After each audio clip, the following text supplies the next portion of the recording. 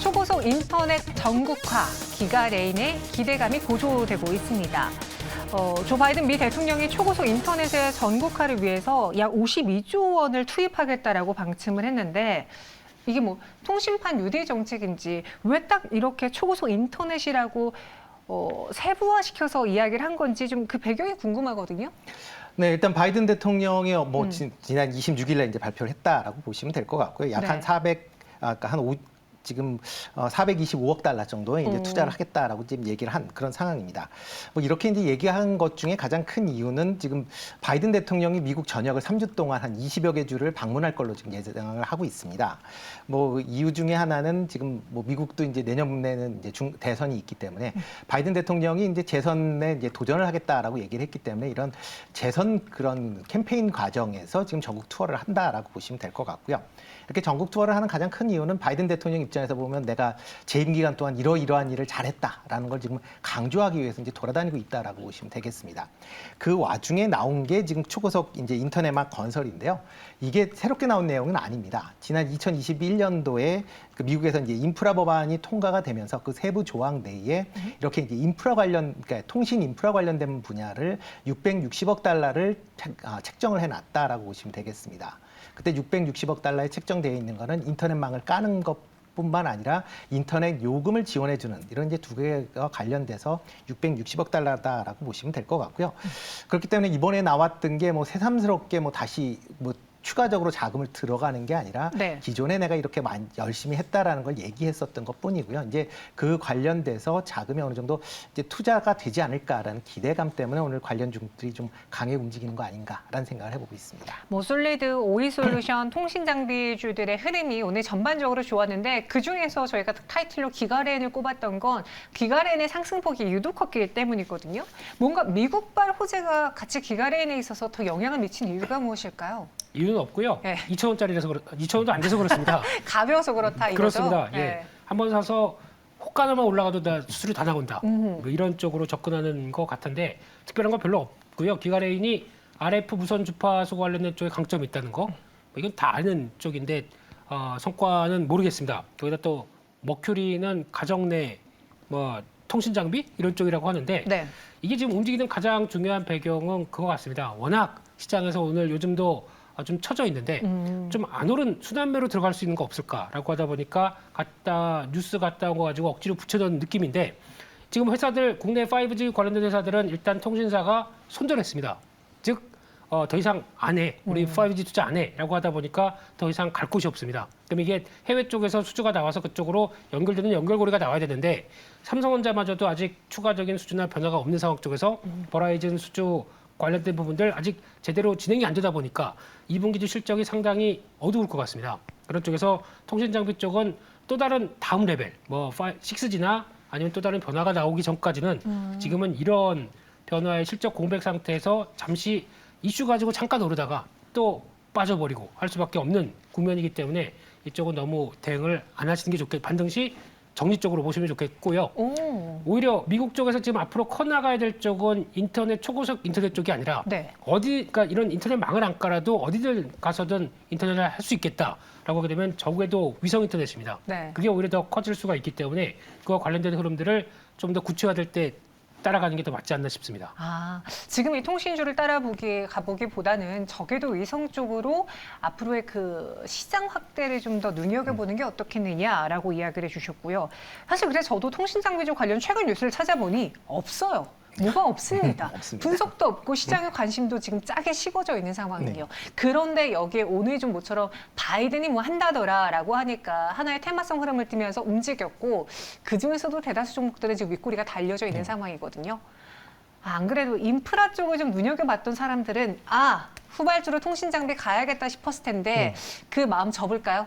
일단 접는 게 맞지 않을까 싶습니다. 뭐 좀 전에 말씀드렸듯이 이게 뭐 이미 발표됐던 내용을 그냥 리와인드 확인하는 차원이다라고 보시면 될 것 같고요. 그러다 보면 뭐 국내 관련돼서 뭐 기업들이 뭐 대표적으로 뭐 삼성전자가 일단 미국 진출을 해야 되는데 그거에 대해서 추가적인 뭐 다시 그 수주가 없는 그런 상황에서 통신 장비가 얼마만큼 뭐 미국 시장에 진출할지도 좀 퀘스천이다라고 보시면 될 것 같고요.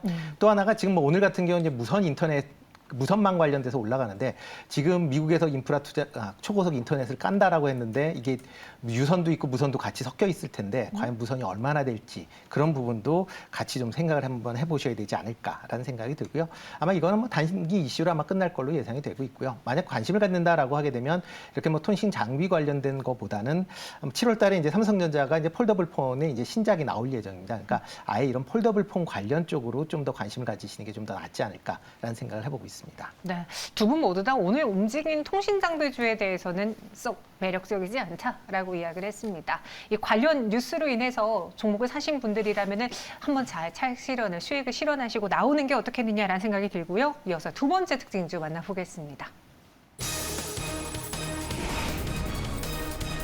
로봇주 반등 아직일까요? 실망스러운 깜짝 반등입니다.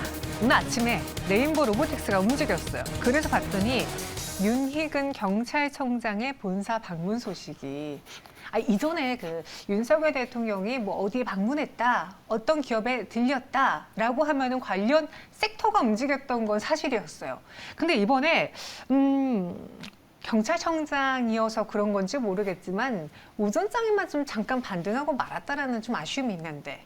네, 저희가 이제 경찰청장님의 움직임도 주식 투자에 끌어와야 됩니까? 뭔가 좀 네. 보안에 있어서 또 로봇을 쓰려나 싶어서요. 네, 그렇습니다. 그래서 오늘 나왔던 얘기 기사하고 보니까 그냥 딱 가서 이게 뭐지? 네. 하면서 예, 사진이 하나 찍혔더라고요. 예, 네. 그 사족 보행 로봇 딱 찍혀 있고 그래서 이걸로 뭘 할 수 있을까라고 하게 되면 경찰청장 방문했으면 그거죠.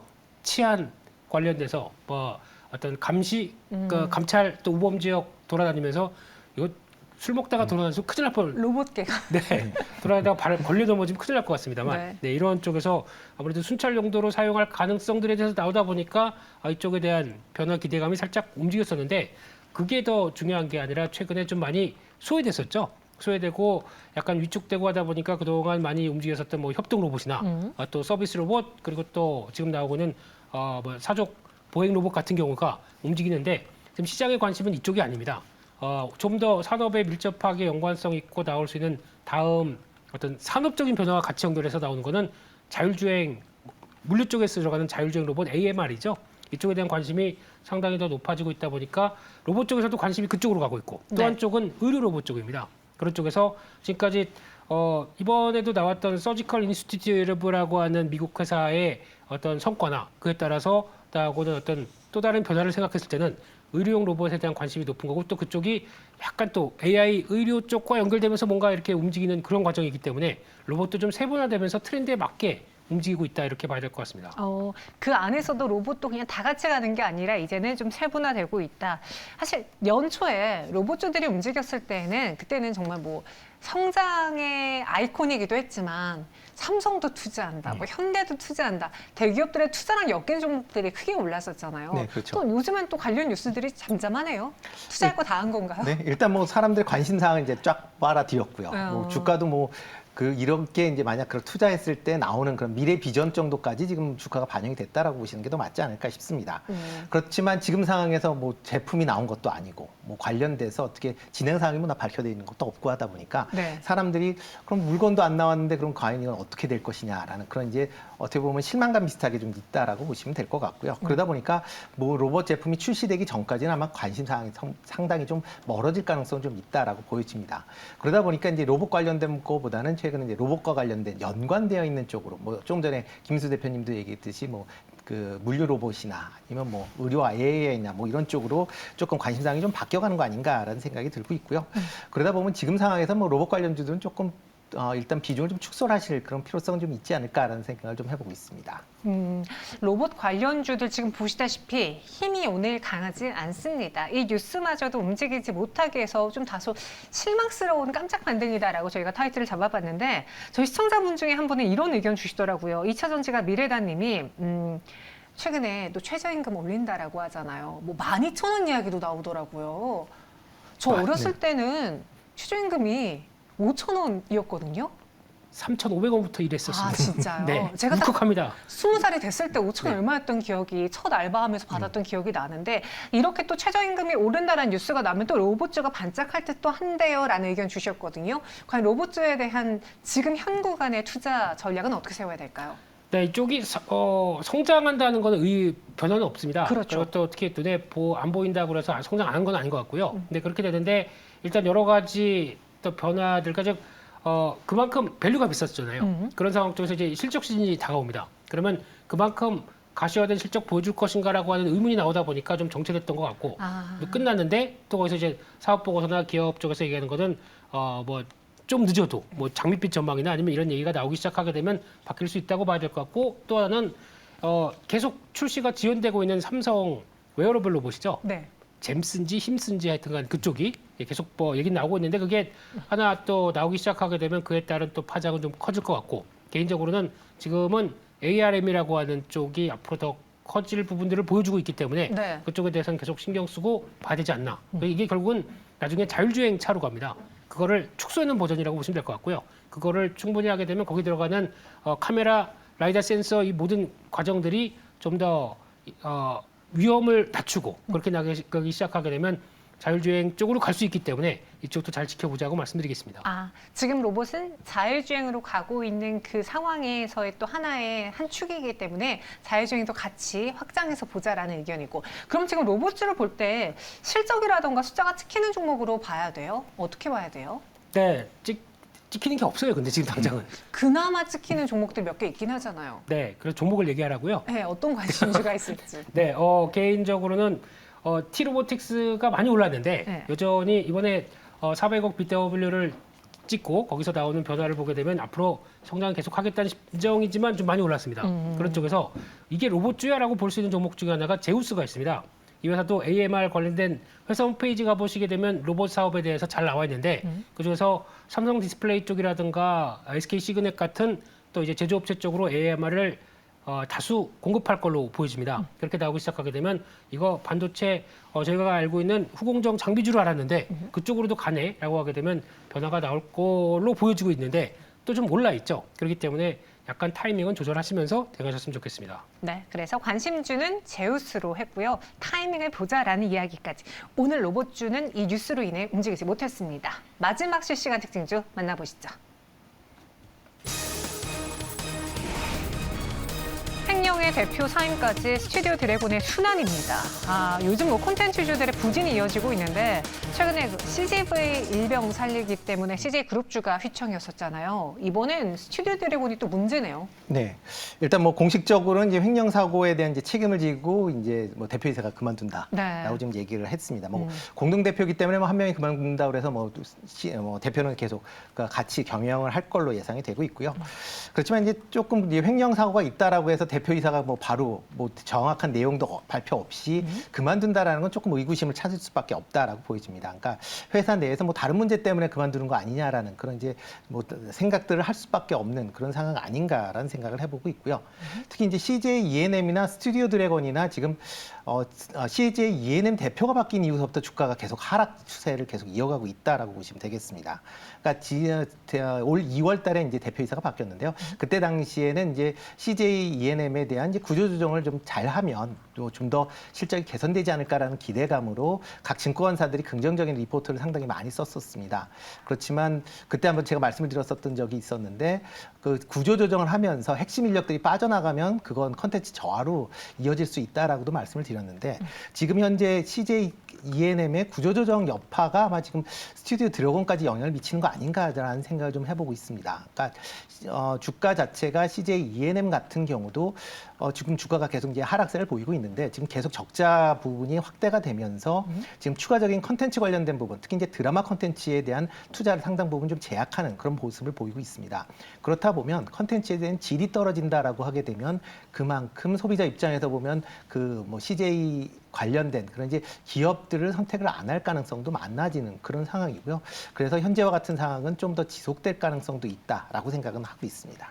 정말 스튜디오 드래곤이 안 그래도 가격이 많이 낮아져 있는 상황에서 추가적인 급락이 나왔는데 근데 통상 횡령 문제는 당연히 잘못된 거죠. 있어서는 안 된 일이지만 이 규모가 얼마냐 그리고 누가 했느냐에 따라서 주가에 미치는 그 기간이 좀 달랐던 걸로 생각이 되거든요. 이번 뉴스로 인해서 스튜디오 드래곤의 주가가 완전히 또 여기서 추가적인 급락, 하락이 나올 만한 그런 뉴스였는지 스튜디오 드래곤을 갖고 계신 분들을 위해서 좀 전략을 세워주세요. 그런 건 별로 안 중요하고요. 네. 한마디로 말씀드리면 CJ입니다. 지금은 힘든. 끝입니다. 네, 그래서 일단 지금 나오고 있는 변화를 봤었을 때 왜 CJ는 계속 이런 불미스러운 사건이 연달아서 나올까요?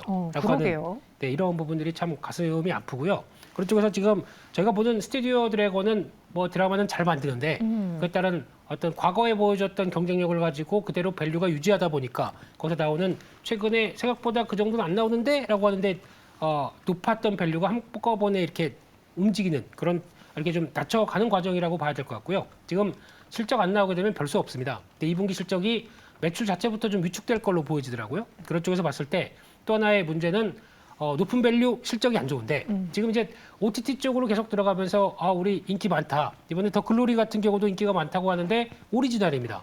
오리지널이면 IP가 누구한테 있냐면은 그들한테 있습니다. 아무리 히트 쳐봐야 잘 만들어서 나오는 비용하고 얼마 마진 정도만 공급하는 거고 네. 그 이상으로 히트했다고 더 어떤 역량을 크게 성과를 가져갈 수 없는 한계가 있는 거죠. 그렇기 때문에 이거는 아마 IP에 대한 주장을 우리가 할 수가 있어야 되는데 이게 지금 안 되고 OTT 쪽으로 계속 끌려다니는 한계를 많이 보이다 보니까 이거 아무래도 뭔가 좀 바꿔야 되겠는데 하는 얘기들이 좀 나올 수밖에 없는 거고 그렇게 되면은 아마 계약 조건도 좀 바꿔줘야 되지 않을까 싶긴 한데 모르겠습니다. 그거는 경쟁력을 갖고 있는 이게 컨텐츠를 만드는 사람이 갑이 돼야 될 수 있는 쪽으로 바꿔야 되는데 네. 아직 그게 안 되는 거 있는 거죠. 그래서 이런 부분들이 좀 확인이 돼야 컨텐츠 쪽에 대한 변화도 좀 나오지 않을까. 지금은 안 그러면 큐를 계속 늘리는 수밖에 없습니다. 한정된 마진 가지고 드라마 제작 편수만 키워야 성과가 좋아지는 거겠죠. 네. 그런 한계가 있다고 봐야 될 것 같습니다. 예전엔 넷플릭스의 등장으로 인해서 이 시장 자체가 커지는 걸 환호했는데 너무 여기에 경쟁자들이 많아지다 보니까 주가적인 측면에서 매력도가 좀 떨어졌다. 거기에다가 최근 좀 불미스러운 말들이 많은 CJ였기 때문에 스튜디오 드래곤의 주가가 덜 매력적으로 보일 수밖에 없다라는 이야기 드렸습니다. 이렇게 세 가지 특징주와 함께 셀트리온까지 다뤄봤고요. 두 분 여기서 인사드릴게요. 오늘 자세한 설명 고맙습니다. 네.